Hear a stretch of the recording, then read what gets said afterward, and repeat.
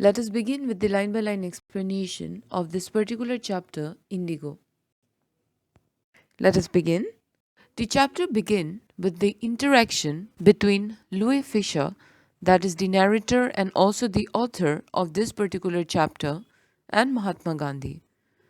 The author and narrator, Louis Fisher, visited Gandhi at his ashram in Sevagram in central India. Sevagram, meaning a town for of service, is the name of the town in the state of Maharashtra, India. It was the place of Mahatma Gandhi's ashram and his residence from 1936 to his death in 1948.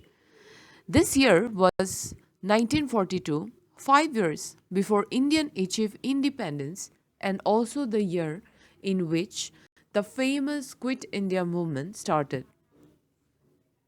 The Quit India movement, also known as August Movement, was led by Mahatma Gandhi in August 1942, asking the British to leave the country India and give the nation back its sovereignty or self rule.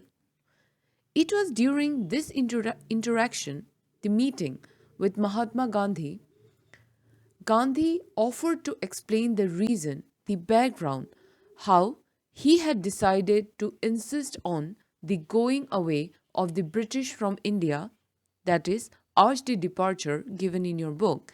It was in the year 1917.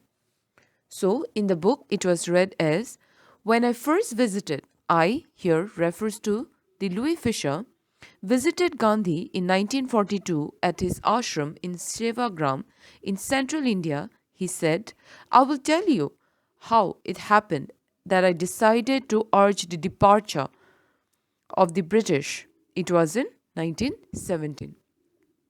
Now, the important character, that is the Rajkumar Shukla, the resolute peasant. Now Gandhi started to narrate the incident to Fisher, that is the narrator and the author. In 1916, Gandhi attended the annual convention where he met this particular character, this particular important person, Rajkumar Shukla, who is a resolute peasant. Now, Gandhi attended the annual convention. What is a convention?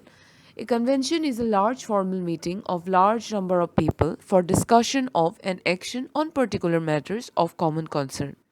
So, in 1916, Gandhi attended the annual convention of the Indian National Congress Party in Lucknow. 2,301 delegates, means representatives, and many visitors had gathered at the annual convention that held in Lucknow. Gandhiji recalled that while the meeting was going on, or while the proceedings were going on, a peasant named Rajkumar Shukla from the district of Champaran approached him and requested Gandhi to accompany him to Shukla's district, Champaran. Now, before we start, what is a peasant? A peasant is basically a small holder or agricultural laborer, a person who rents a small piece of land and grow crops, keeps animals, etc. A peasant is basically a category including farmers, tenants, or sharecroppers. They were considered especially one who has a low social position. Now that is a peasant. Now how these Champaran peasants have become sharecroppers, let us come to know that. Now, Rajkumar Shukla, like any other peasant in India, looked like any other peasant in India, poor and emaciated. What is emaciated? Emaciated means thin or weak because of lack of food. And as we know, farmers over the centuries, their plight has never changed much. At that time also, during the rule of the British, the farmers were poor and emaciated. Gandhi never heard of the name of the place Champaran before. Champaran was a remote and obscure district situated in the foothills of the towering Himalayas near the Kingdom of Nepal. It is basically located now in current state of Bihar. Shukla belonged to the community of sharecroppers in Champaran, who were suffering the injustices of the landlord system. Now, as I have told you earlier also, what is a sharecropping? It is a legal agreement with regard to agriculture land in which a landowner allows a tenant, a renter, to use the land and in return for a share of the crops produced on that land. Now, what do sharecropper give as a rent? The sharecropper gives a part of the crop as rent to the owner in the chapter who are the British landlord of that piece of the land that he cultivates. Now, the British has confiscated, means the British have taken away the land from the farmer. Okay. Now, Shukla told Gandhi that because of an old agreement, many of the peasants in Champaran were sharecroppers.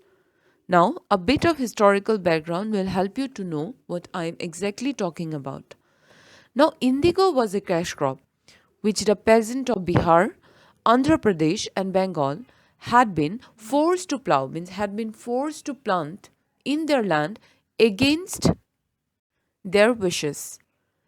Indigo, as the name suggests, was used to make dye since it is a natural coloring substance. Indigo was mainly exported to Europe, UK, and acquired lucrative, means high income profits for the British planters. The British planters forced the peasants to increase production of indigo and hand over the entire indigo harvest as rent to the British landlords. The land owned by farmers were captured by the British and they become tenants of their own land, forced to plough indigo on 15% of their land by the British landlord and give the entire harvest to the British landlords. And Shukla wanted Gandhi to bring an end to this exploitation carried out by the Britishers. So, Shukla narrated the sad tale of Champaran peasants to Gandhi. That is why Shukla wanted to meet Gandhi and he went to this annual convention of the Indian National Congress Party in Lucknow on December 1916. Now, what is this ancient agreement that Shukla was talking about? So, under an ancient agreement between the poor Champaran peasants and the British landlords, the Champaran peasants were now sharecroppers, as the poor peasants of Champaran had to share crop of their own field with British landlords, and Rajkumar Shukla was one of them. Rajkumar Shukla was illiterate but was resolute. Resolute means determined. Why? Let us know. Shukla had come to the Congress session at Lucknow because he wanted to complain about the injustice of the landlord system in Bihar, in his district Champaran. Now, Shukla wanted Gandhi to help the poor peasants of Champaran to fight the injustices and was determined to take Gandhi to his district Champaran. He was determined to find a solution for the sharecroppers who were facing hardships due to the agreement. Somebody probably told Shukla to meet Gandhi, as Gandhi would be the only one who could solve this problem of Champaran peasants. That is why Shukla had fixed up his mind to take Gandhi to Champaran. However, Gandhi did not say yes first, as Gandhi had a number of commitments all over the country because he was a freedom fighter. So he had a number of commitments all over the country and could not go with Shukla. Gandhiji told him that he had to visit Kanpur. Kanpur is the former name of Kanpur, so he said he had to visit to Kanpur and some other parts of India due to some prior appointments. Now Shukla went with him everywhere and he was determined to take Gandhi to Champaran. So he traveled with Gandhi wherever Gandhi goes. He went with him everywhere and kept on insisting Gandhiji. After all his visits, Gandhiji then returned to his ashram near Ahmedabad, Sabarmati Ashram, if you heard it. Sabarmati Ashram in Ahmedabad, which is being stated here in the text. The ashram that is talking about near Ahmedabad is the Sabarmati ashram. Now, Shukla followed Gandhiji to the ashram also and was always there with him for several weeks and never left Gandhi's side, begging him to fix a date to visit Samparan. Now you can see how resolute he was. He had fixed off his mind to take Gandhi to Champaran to help the poor peasants of Champaran. Now the question arises, why did Shukla go to meet Gandhi? Shukla wanted to meet Gandhi to convince him to visit Champaran to help indigo sharecroppers in their fight against the injustice of the landlord system in Bihar. Shukla earnestly wanted that Gandhi should visit Champaran to solve the problem of the sharecroppers. Gandhiji was surprised and impressed by the persistence, determination of the illiterate peasant Rajkumar Shukla, and he finally decided to accompany Shukla to Champaran in few months and told Shukla that he would be in Calcutta on some particular dates and asked Shukla to meet him there and gave him a particular date and take Gandhiji to Champaran on that particular date from Calcutta. It was because of this determination Rajkumar Shukla had been described as resolute, as he was determined to take Gandhiji to Champaran and accompanied him everywhere and did not give up.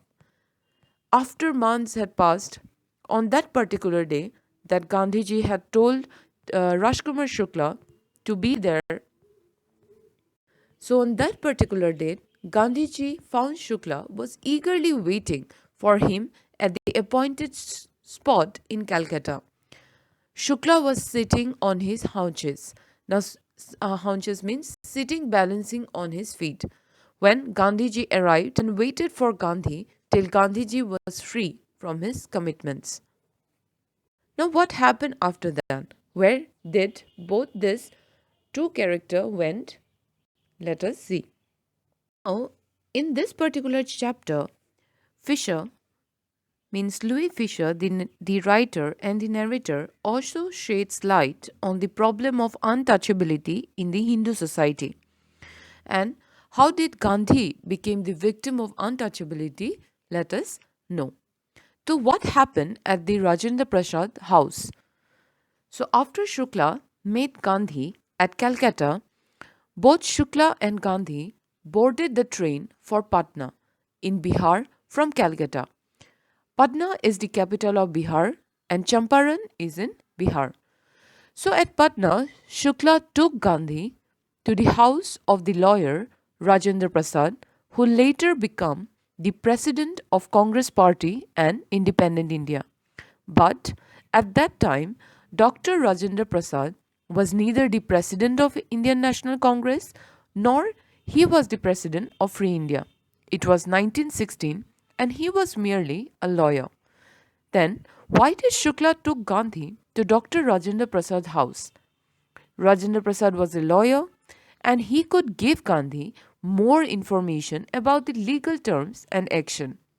Now, Rajendra Prasad was not at his house, but the servants knew Shukla, who was a poor farmer, a peasant, who used to repeatedly request their master, Rajendra Prasad, to help indigo sharecroppers. Now, I have told you that peasants are the one who considered to be someone low in position. Now, hence the servant allowed Shukla and Gandhi to stay on the ground and did not allow to enter Rajendra Prasad's house. They did not offer even a coat or anything to sit. The servants mistook Gandhi to be Shukla's companion and hence another poor indigo sharecroppers. As well as Gandhi was to dress simply in a dhoti like Shukla. Now the servants did not even allow Gandhi to draw water from their well as they assumed him to be an untouchable and hence impure. Since he was accompanying a peasant and they did not want to pollute the entire water of the well. The servants were not sure of Gandhi's caste and feared that he might pollute the water of the well. They assumed Gandhi might be an untouchable. They did not know Gandhi was not an untouchable. Gandhi, being an humble person, did not protest when he was treated as a peasant by the servants and did not allow him to draw water from their well because they thought that he was an untouchable. Gandhiji was mistaken for an untouchable poor peasant at Rajendra Prasad's house and faced discrimination from the servants. Now, this incident at Rajendra Prasad's house brings us to the long and infamous story of untouchability in India. Since time immemorial, untouchables were people of the lowest social class or caste who were considered impure and hence harmful for the Indian society or for the Hindu society. Since the servants mistook Gandhi as the poor peasant like Shukla, they did not allow him to draw water from well. The untouchables often did not belong to the four castes recognized in the traditional Hindu Varna or caste system. People from the upper caste, like Brahmins, often refused to interact with people they had identified as untouchable. Now, Mahatma Gandhi wrote in his biography also that I was treated as an untouchable in Rajendra Prasad's house. Now, staying at Patna was of no use because Rajendra Prasad was not at his home. So they moved to Champaran, but before going to Champaran, he wanted to stop at Muzaffarpur. Now, let us just fill up the dots that what are the places that Gandhi visited between his first meeting with Shukla and his arrival at Champaran. Now, in 1916, December, Gandhi met Rajkumar Shukla for the first time at the annual convention of the Indian Congress. From there, Shukla accompanied Gandhi to Kanpur and other parts of the country. When Gandhi returned to his ashram near Ahmedabad, Shukla followed him. Impressed by Shukla's resolution, Gandhi asked Shukla to meet him at the Calcutta railway station. From there, the two boarded the train to Patna, where he experienced untouchability at Rajendra Prasad's house. Finally, they traveled to Muzaffarpur before reaching Champaran. As Shukla was not able to provide Gandhi with adequate information, therefore, Gandhi decided to go to Muzaffarpur, which was on the way to Champaran, to collect the complete information about the case of indigo sharecropping. So Gandhiji sent a telegram to Professor J.B. Kriplani, who was a teacher at Arts College in Muzaffarpur. Now this Kriplani, he was the head of the Indian National Congress at the time of India's partition. Now Gandhi had met him at Tagore's Shanti Niketan school, which was run by Ravindranath Tagore. Gandhi took a train to Muzaffarpur, then that arrived at Muzaffarpur at midnight on 15 April. Now the date is 15 April 1917 and Shukla had met Gandhi in December 1916. So they both arrived at Muzaffarpur on 15 April 1917. So many months have passed and there Kriplani was already waiting there and welcomed Gandhi with his students. Now Gandhi stayed there for 2 days not at Professor Kriplani house but at Professor Malkani's home, who was a teacher in government school. It was an extraordinary thing in those days, Gandhi commented, for a government professor to harbor a man like me. Now, why did Gandhiji comment it like that? Let us come to know. Now, Professor Kriplani made him stay at the house of Professor Malkani. The term harbor a man like me means give shelter to a person. Now, Gandhi recalls his stay at the government school teacher, Professor Malkani's house in Muzaffarpur, remarking it was an unusual for the government employee. And at that time, what is the government? The government is British government. To shelter leaders like Mahatma Gandhi, who advocated home rule, protesting against the policies of British government. Advocates of home rule were considered the enemies of the British government. Anyone who showed sympathy towards them was treated very badly by the British. Now, what was the attitude of the average Indians in smaller localities towards the advocates, means the supporters of home rule? The average Indians in smaller localities were very afraid to show any sympathy towards the supporters of home rule due to dire consequences, due to very bad consequences. So, in smaller localities, the Indians were afraid to show sympathy because of these consequences to the advocates, to the people who are the supporters of home rule. Now, what is home rule? By home rule or Swaraj, Gandhi meant self governance, free from foreign intervention. Under Home Rule, Indian citizens would remain part of the British Empire but would govern themselves. So in 1917, India was still under British rule, and Professor Malkani was a government professor. Therefore, he was a British employee. And at the risk of his job, he provided shelter to Gandhiji for 2 days, who was against the British government. Now, that thing Mahatma Gandhi called as an extraordinary for showing strength and courage without worrying about themselves. Now, why the risk of his job? Because Britishers knew that at that time Mahatma Gandhi was against them. So, keeping such a man at his house just for 2 days was a great risk on Malkani's part. Because great risk on his government job as he was a government professor.